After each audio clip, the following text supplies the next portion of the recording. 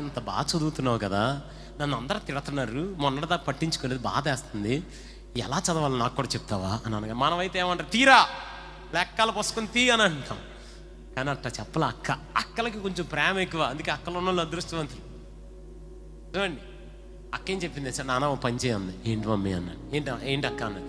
రోజు ఉదయాన్నే సామెతల గ్రంథం చదివి అని చెప్పింది. ఎన్ని అధ్యాయాలు ఉంటాయి? 31. రోజుకు ఒకటి చదివినా పుస్తకం నెల చేసేయచ్చు. పొద్దున్న లేచాడు, ఇష్టం లేకపోయినా చదివాడు, మొదటి అధ్యాయం అయిపోయింది. రెండో రోజు రెండో అధ్యాయం అయింది. మమ్మీ హార్లిక్స్ తెస్తుంది, తాగట్లా. ఏంట్రా తాగో, బైబిల్ అన్నాడు.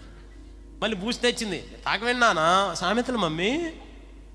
రాగి జావ తెచ్చింది, తాగరా, జెప్టోలో ఆర్డర్ పెట్టాను, సామెతలు అంటున్నాడు. మొత్తానికి నెల రోజుల్లో సామెతల పుస్తకం అయిపోయింది. రెండో నెలకి వదలట్లా, ఎందుకంటే రుచి అర్థమైంది, దేవుని వాక్యంలో రుచి.